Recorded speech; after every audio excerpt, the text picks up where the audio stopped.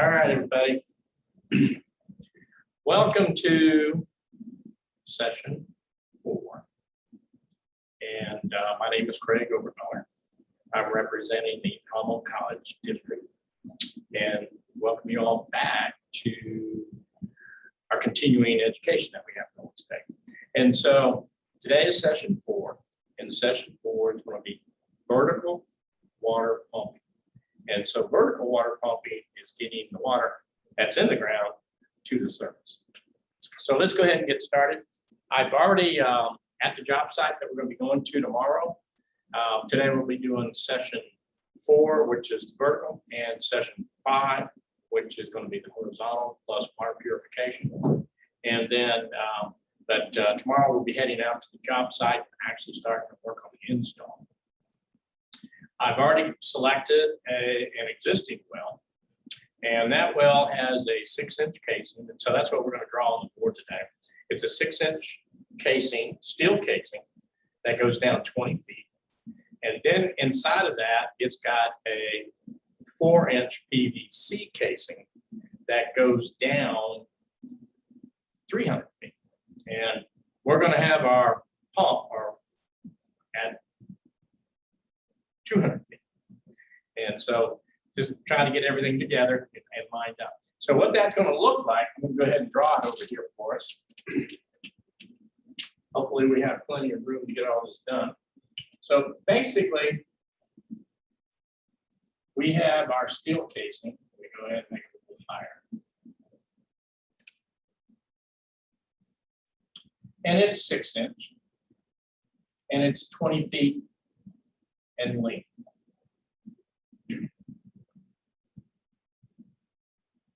Then inside of that, we have our PVC casing. And it's 4-inch in diameter. And this one's PVC. This one's steel. So we have this all the way down. This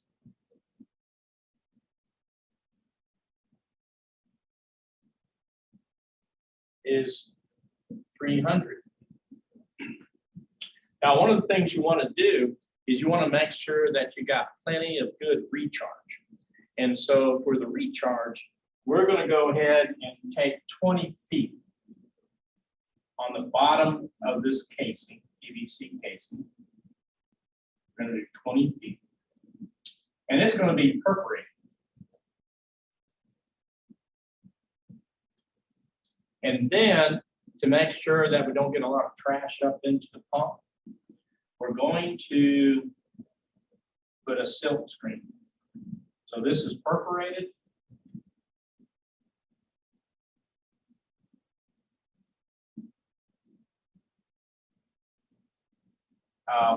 With silk screen.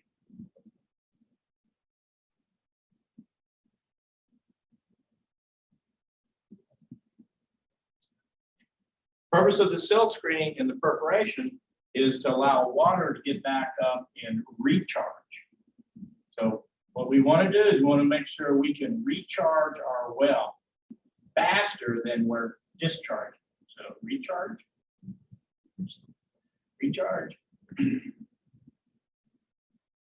versus discharge.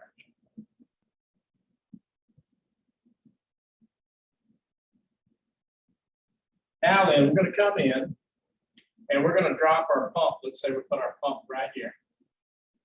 This is our pump. And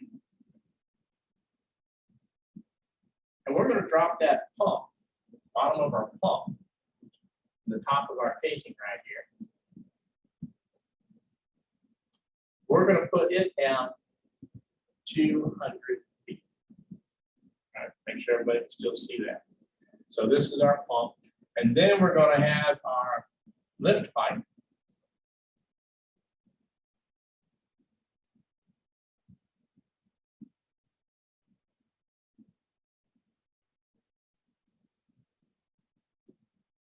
And it's 1 inch ABS.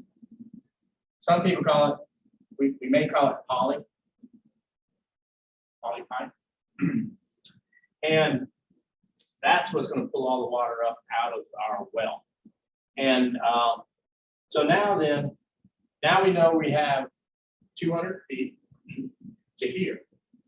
Now then, over here, we're going to have a cistern.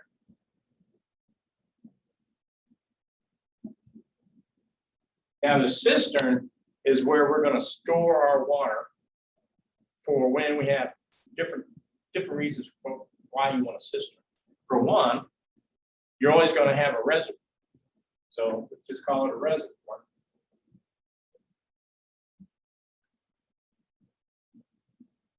So we'll have a reservoir of water. And what's nice about having a cistern and a reservoir of water is it gives us a chance to purify it and filter it. And but we have a situation over here now. So this is called, this 200 feet to the top is called head. Head is how far you got to pump your water to get it to the surface. Now then, we have this cistern over here, and this cistern is 6 foot tall. So we're coming up 200 feet, and then we're going up probably another 7 feet, and then over into the top of our cistern. So we have to add another 7 feet of head right here. And that's going to come into play when we start doing some math, because we got to figure out not only the head, but we got to look at that 1 inch column of water. Water at 1 inch weighs, I think, 0.68. Let me get my phone. I saved it on my phone. So it's, you go to my photos. Yep, that was my photos. We've been having a lot of rain here in San Antonio. It has rained the entire month of May. And so that's one of the reasons I haven't been able to get out to the job site and start doing the install of our well equipment. But we should be able to do that tomorrow. Even if it does rain, I was telling you earlier that we're going to need a tent to protect us from the sunshine. No, we're going to need a tent to protect us from the rain. So, I mean, the reason for the tent is protect you from the weather, whether it's rain or sunshine, okay? So, we've got, for every 12 inches, I know you guys are doing metric system, but you know, I use feet inches. So for every 12 inches, with a 1 inch diameter column of water, that's 0.26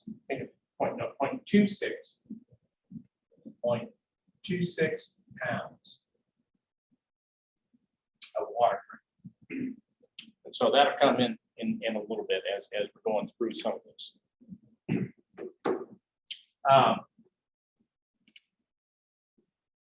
So now then we have 207 feet.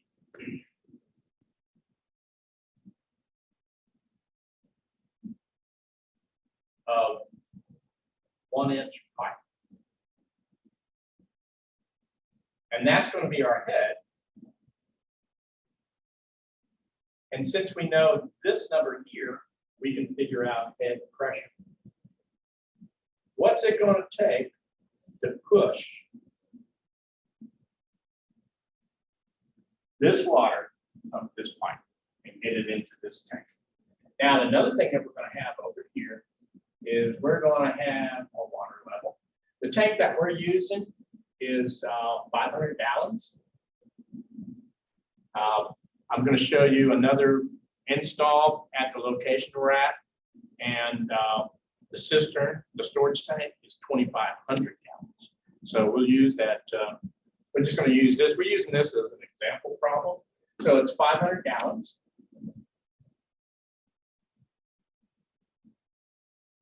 And that's what we're going to have as our backup water supply. So now then, what we're going to have is we have this pump down here. we're building a board, and I'll show you the board that we're building. We see, probably be okay right here. So we're building a board that has all of our control equipment and management equipment of this well on it, plus all the power equipment.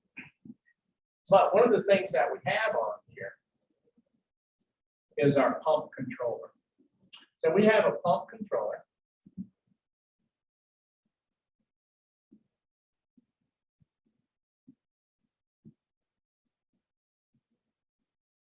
And it's connected to our power supply. Our power supply is going to be a couple of solar panels.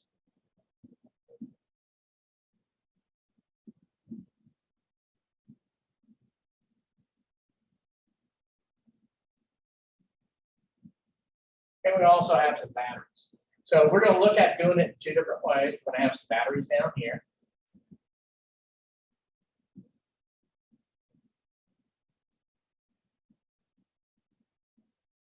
I'll probably wind up having to cross all my wires because I haven't laid this out actually just yet. So for the solar panels or the batteries would be in series parallel. We get 24 volts. And the solar panels are already at 24 volts. So the batteries are going to be in series. The solar panels are going to be in parallel. I don't know how to spell parallel. I think it's one L, one R, two L's. And so inside, where I'm going with this is inside this storage tank, there's this little thing. It comes down and it hangs like this. And that's called a float switch.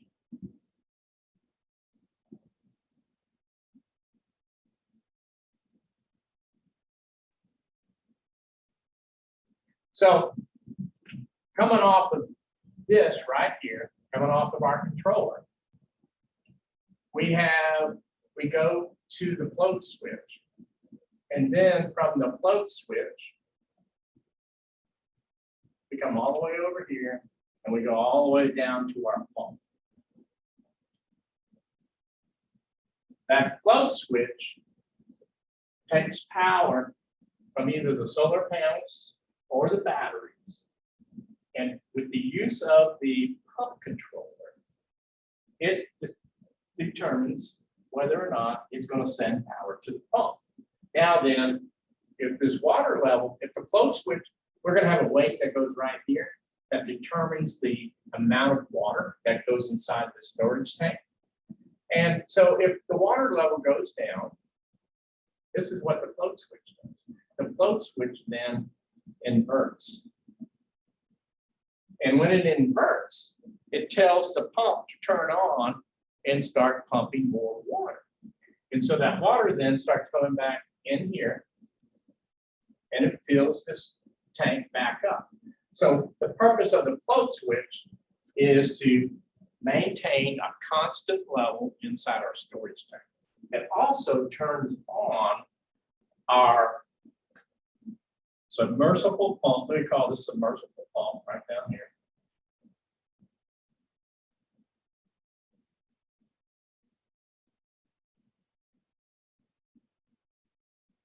It tells our submersible pump when to kick on. Now this is just a small pump and it's a nice little pump. It's a diaphragm pump and it's designed to pump, let's see, I'll put it right here. It does 1.3 gallons per minute. Now you'll convert that to liters per minute.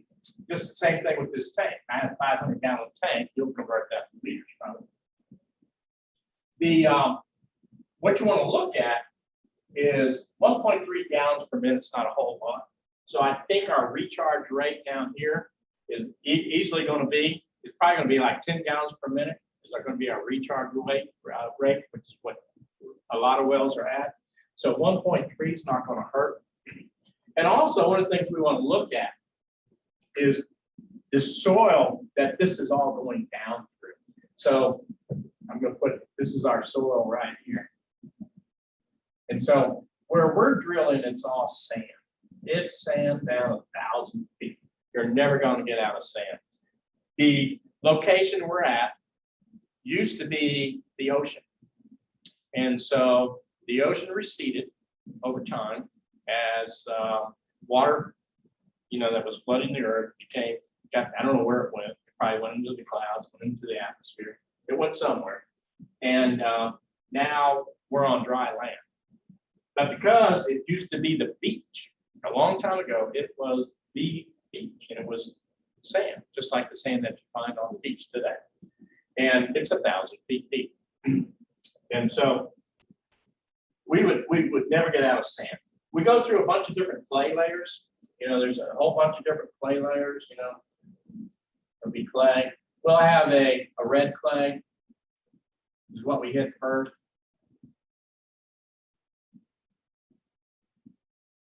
And then the one that's really nice is the gray clay. The gray clay actually supports our water table. And so what it does is water will build up above that gray clay. Okay. And so once you punch through the gray clay, then you're going to lose your water. Your water seep out. So that gray clay is actually down here somewhere. We don't want to break that clay layer, because that's what holds all our water and keeps our water table so everything works just fine. And so this is kind of what we're going to be doing when we go out to the job site. So the first thing we're going to do, and tomorrow, is we're going to start laying out this control board that has all of our equipment on it. All our equipment will be on here. Our solar panels are going to be mounted on a pole, and you'll see me get started with all these things. We'll start a few things, and then we'll cut out. You don't have to sit there and watch me dig a hole. You don't have to sit there and watch me drill every screw. And so then we'll cut out and come back and forth so that we only hit the really good stuff, the hot spots, what it is we really want to learn. So if we have 207 feet of head pressure, and pressure is in PSI, and that stands for, make sure you're still on there, yeah, pounds per square foot. Pounds per square inch.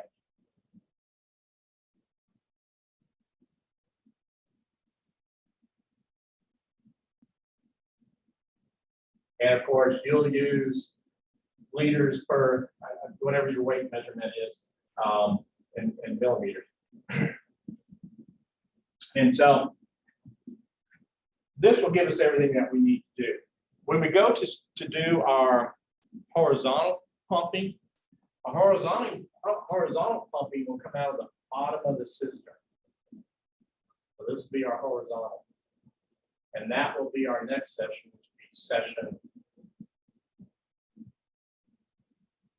session 5. And this PVC pipe, this casing, let's go back to that for right now. The casing can be, they have a lot of different types of casing they use. We're using 4-inch PVC. We're actually going to swedge it down to 3 inches. And because of our well cap, we have a 3-inch well cap. And so we'll swedge it down and we'll put our well cap on here. Our well cap, and you'll see it when we're doing our video, our well cap allows access, and it also has a nice little hook right here. And so it allows access for our power cable. It allows us access for our water lift pipe, but it also is what protects this pump. So if anything happens, like anything breaks, we have a safety cable that comes down and attaches to that pump. And so that safety cable is attached to the wellhead, and that wellhead, we'll have some pretty fancy pipes up in here, stainless steel pipes. We'll have some connectors here and some connectors here that attach this poly tubing. It's actually tubing, 1-inch tubing. It's not really pipe. I like the tubing because it's one piece, and you can actually use it to lower the pump into the water well. One of the things that you'll find, this pump weighs probably about 20 pounds, if even that much. And but as you're lowering it into the well, the further it gets down, the more it weighs. So this thing, by the time it gets down to 200 feet, will probably weigh well over 100 pounds. A lot of it is the piping, but it also has to do with leverage. And so as the distance gets further away from you, the weight actually increases. It's weird in wells. I don't know how it happens. But I've tried holding on to a small pump. It's easy to drop it down. And as you're lowering it down, it's real easy to do. And then once it gets down 100 feet or so, it starts getting heavy and it will just start slipping out of your hand and there's no way to stop it. And so we'll actually have, I'll show you what I built for myself. I built a pretty neat one. I took an old rim off of a car tire and I put it on a stand. And the tubing actually goes up and over it and down into the well casing. And I use this to lower it up and down. And then I have a four-wheeler, which is a little buggy. And I have my little four-wheeler. And I hook that to the four-wheeler, and that allows me to go forwards and backwards with it, to go up and down with this tubing. It makes it real easy, makes everything go really well, and you'd be happy to do it this way. So you'll see a lot of people have always used the old way of doing well pipe. They used either 10-foot or 20-foot sticks of pipe, which is either steel or PVC, and they put these joints together. They got to be threaded joints because if you try to use slip joints or compression joints, they're going to come apart, especially when you start getting these distances in here. One of the pumps I'm going to show you tomorrow is one that we use on several different jobs, and it has a head of 1,200 feet. A lot of the water here in Texas is pretty deep, and so we have to go pretty far down. Luckily, where we're located, the water table is not that bad. It's some places it's 300 feet, some places it's 200, some places 500 feet, but it's all manageable. It's easy to get to. Also, let's get back to the steel pipe. So as they're putting the pipe together, the pipe's connected to the top of the pump, and our tubing will be connected to the top of the pump. And as you're lowering it, you have to have a clamp that clamps onto it so you don't lose it when you're doing the pipe method. And so you have to lower it down, then you got to put your next 20-foot stick on or 10-foot stick on. You got to thread it, lower it down, clamp it again, lower it down, clamp it again, put on the next piece, lower it down, clamp it again. If you're using 20-foot sticks, it's going to be 10 sticks. We're going 200 feet. If it's 10-foot sticks, you're going to be 20 sticks. So it's just whatever you have out there on what type you're using, whether it's PVC or if it's steel pipe that's going to be using. Steel pipe tends to corrode, so that's one of the things you want to look at. And also, our particular pump is stainless steel, so 100% stainless steel. And so if you have galvanized steel or just black steel going into the top of that, there could be some issues. So you always want to make sure when you're inside water that you don't get galvanic action going on between your lift pipe and your pump. You want to make sure that they're docile metals when they get together, if you use two different types of metals. PVC, you can't go wrong with that. And so you can do that. They also have a galvanic connector that you can put if you use steel and come into stainless steel, so that you don't have an issue with competing metals. One of the things too is I make a pretty cool little piece up here that's called, that I hook onto. I make a little the T-cap. I'll show you what that looks like on the job site. I just make it out of, actually galvanized steel. And it allows you to pull this cap in and out real easily. And it also allows you to connect the cap to the four-wheeler so that you can pull this right up and out of around.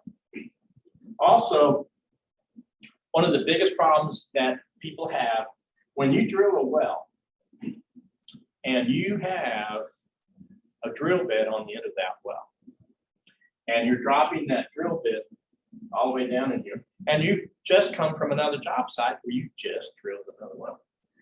Well, what happened when you drilled that other well, the water table, which was 50 miles away or whatever, the water was contaminated with bacteria. It could be contaminated with a lot of different things, salmonella, norovirus, all kinds of things. So as soon as we drill this, what we do is we drop the sanitation pack down inside the well. And the sanitation pack is full of 1-inch chlorine pellets. There's not a whole lot of them, about 10. And so just remember that. So when you start pumping this water out, it's going to be chlorinated water. At least in my situation, it will be. It may not be in yours. But I want to make sure that that water is well protected, and we don't have any issues with the contaminated water to start. And then we're going to pump it up in here. Also, inside here, when we start doing our horizontal pumping, another thing we're going to add in here is we're going to add the ozonator. So that's going to be our O3. And we'll show that how that all goes together too on our horizontal pump. And so this is pretty much it. We're going to drop our pump down in here. We're going to see how it's all done. Don't forget, you got to have your perforated pipe down at the bottom of your casing. And you want to make sure you got your silk screen on there. And we're going to use 20 feet. I'm using 20. You can easily get by with 10 feet. I just want to make sure that we have plenty of recharge. And so it will all happen in a very good way. Also, we have the drop cable, which is this guy right here. So we're going to call it the drop cable. Let me go over here, drop cable.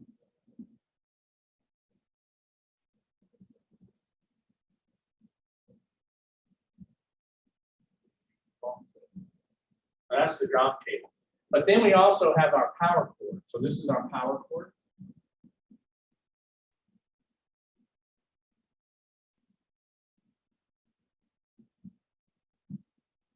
So our power cord is especially made, and it's a 3-wire, and it's jacketed to be submerged in water. So one of the problems that we have right here at the top of the pump, we have a couple of leads coming out of the top of the pump. We have to make a connection to our power cord, and it's got to be a waterproof splice. And so we're going to crimp these together, and then we're going to have this special shrink wrap, and that shrink wrap has a special waterproofing gel inside of it, so that when we put the shrink wrap on, it seals this connection and it makes sure that it's watertight. We don't want to get any water in there, because if we get water in there, then this whole thing's going to short out and the pump's not going to work properly. And then we're going to wind up having to pull all this pipe and everything back out and redo this joint. I've actually had to do that a couple of times. And so I try to make sure I don't have to do that. I try to make sure that I do this well, so that do it well in the well, so that we don't have an issue, with water getting into these connections. And so this power cord is usually a number 10. We call it a number 10. I'm not sure what your millimeters are for our number 10, or if it's a 10 gauge conductor, 10 gauge wire. And that's what we run all our electricity through. And it's pretty stout, it's pretty good. And we've got a big spool of it on the job site already. So most everything's out there on the job site. Today I'm gonna pick up, still here at the school, I've got the cistern and I've got the ozonator for our water purification that goes here. Those are still here. I'll be taking those out this afternoon out to the job site. And also I'm taking a tent with me, and I'm taking a weed eater because the weeds are pretty bad out on the job site. So I'm gonna knock all the weeds down so that we can move around real easy while we're doing all this work. And it's a little trashy out there, so just kind of bear with me. So the area we're gonna be working, I'll try to clean it up, make it look kind of presentable, and set the camera so things look fairly decent. Trying to see what else we might have on here that we're going to be looking at. We're going to have the pump controller here. We're also going to have the charge controllers mounted here.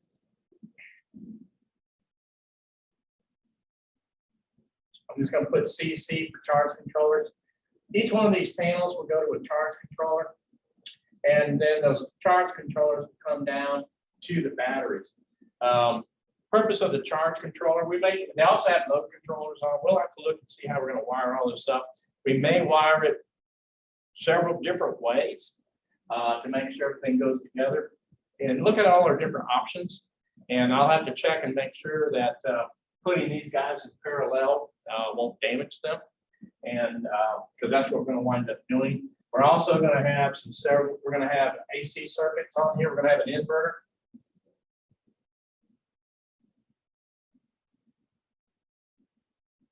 And we're going to have an AC distribution panel.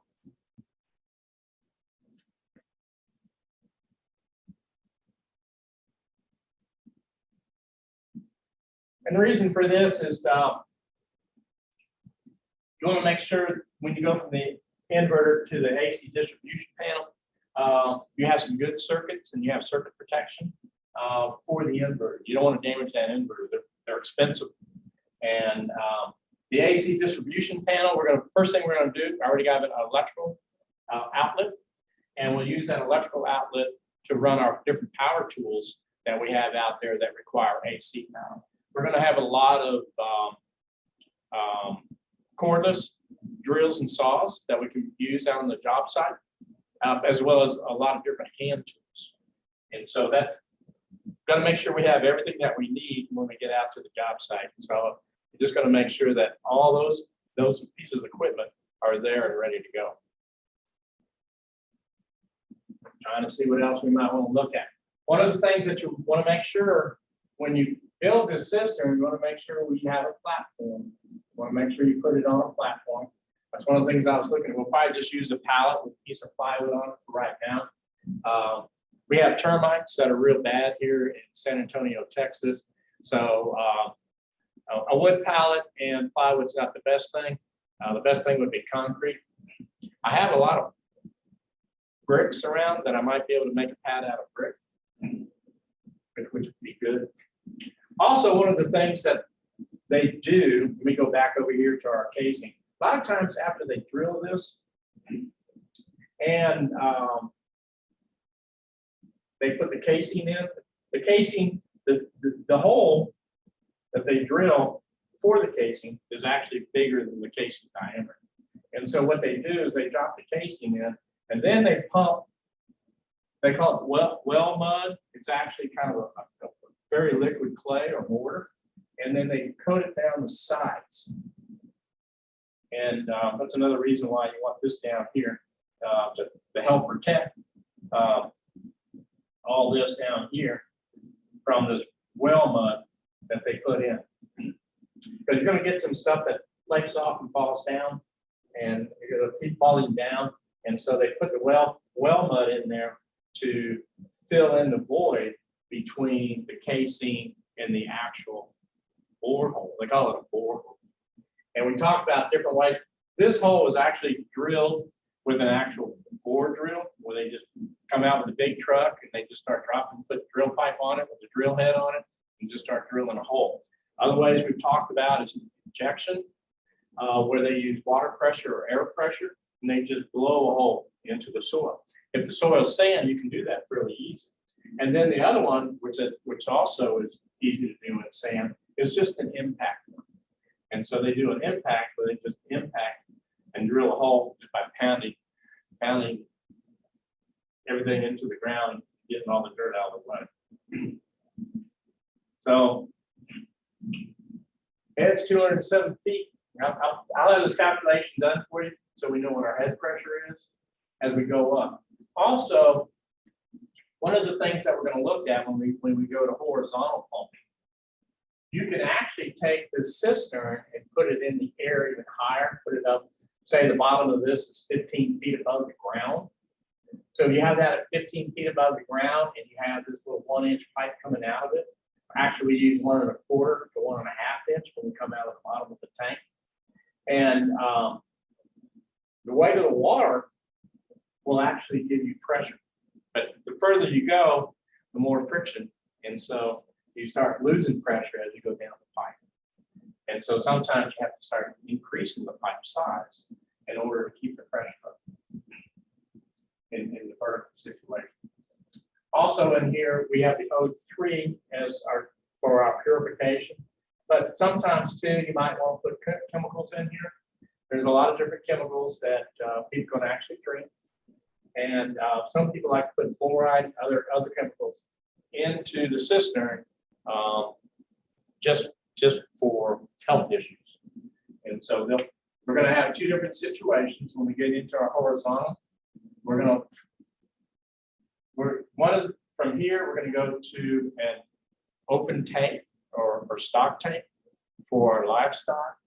And then we're also going to come out of here and go to a pressure pump. And the pressure pump then goes to a pressure tank. And that's how we build all of our pressure for this particular system. There's different ways of doing it and creating for everything for you. Let me get out of the way so you can see that. And then also, I'll leave this posted at the end of this particular video so that you can have it to reference and look at. And so I'll just quit talking, but I like talking, so I won't do that. But anyway, this is pretty much what we're going to build on our vertical pumping system. And we'll have everything out there for you to look at. We'll have examples of everything, and you'll actually see as all this is going together and as we're building it, how it's going to go. And so pretty simple, pretty straightforward. You know, pumps don't work without power. And also right next to us, we have a power pole. So for grid power. So if we want, we can do a grid power pump, or we can do a solar powered pump. So we have an option of both. And so we'll just look and see what it is we want to do. And like I said, these are the 12-volt batteries, and I'll show them to you again. They're 130 amp hours each. And then that'll come into play as we look at how long we can run our pump. If we want to run our pump more, we can run it at night and run it off our batteries. And so, or if we're doing maintenance on the solar panels, we can run it off the batteries. During the daytime, we'll be running the system, our pump off of the panels.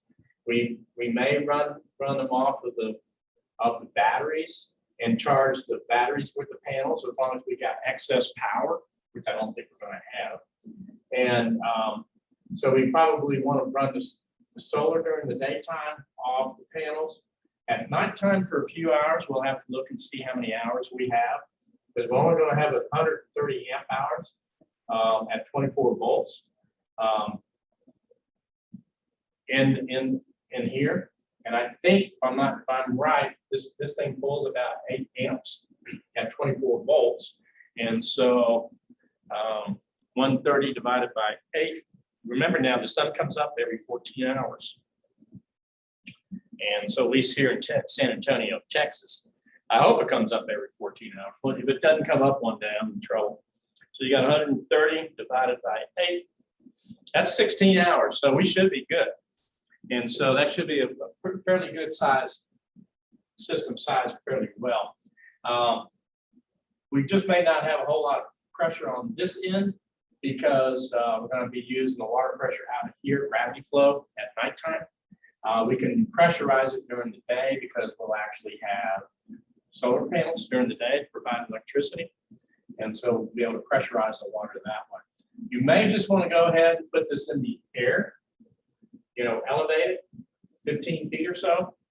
And that would be 15 feet, that's 5 meters in the air, a little less than 5. And get your pressure that way so that you don't have to depend on a pump that requires electricity for its power. And so that would be something you may want to look at. And gravity works really good. I mean, was it 64 feet per second is the rate of gravity. And so water is very heavy, as you can see. A 1-inch column of water weighs right around a quarter of a pound. And so every 4 feet is going to be 1 pound of water pressure. And so that's just something to look at. And I'm trying to think if there's anything else that's going to be on this panel board that directly relates to any of this. We will have some pressure switches and some other equipment that'll be on here, but that's part of the horizontal system that we'll be talking about next. And trying to see if there's anything else we want to look at. I think that's pretty much it. That's pretty much everything that we're going to be talking about and doing. I'm not sure how you drill in India. I'm pretty sure you're going to use just a regular rotary drill like we did here, and get that all done. I've got some places on this particular ranch where the water is only down 12 feet, and we actually had a hand rotary drill, and we just drilled it, and then we put big 2x4 pieces of wood on our casing, and then just drilled our casing down into the to get down to the water. And we also use the water jet on this out here on this one. We use a pressure pump with a water hose attached to it, and then as we're drilling that casing in, we drilled our well at the same time. And that would be an injection drill. And so, especially in sand, that's real easy to do. I'm sure in India you probably got lots of mix of everything. You got soil, sand, and rock, probably a lot of rock. And and like I said, right now we're in our monsoon season. This is our rainy time of the year, and every day we're getting about 4 inches of rain per day. And it's been like that for the last 30 days. It's been incredible. This is the worst we've had in rain. So our water table ought to be pretty good over here. We ought to have a lot of water inside this pipe. So hopefully the water table, with all this rain, the water table is coming up, and we should be doing well. Normally, this part of Texas, we're in a drought most of the time, and so we don't get that much rain. We only get about 20 inches of rain in a year.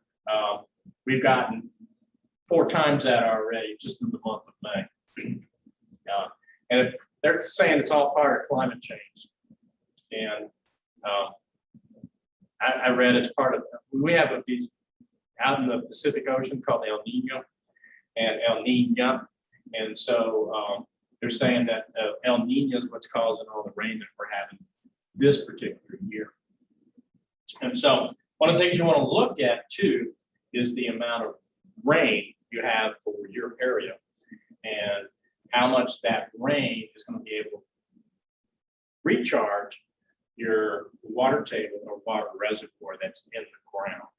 And you should be able to get that off of a lot of government historical data for your local area, right where you're building this well. they should have quite a bit of data just for that. And so that should tell you everything. Plus, it tells you how deep the water table is, tells you how your recharge rate of your well should be and things like that. Also, one of the things that we have, we, in the country, we have septic systems, which is human waste. It's water treatment for human waste. And so we have requirements where this well has to be at least 250 feet away from any septic system.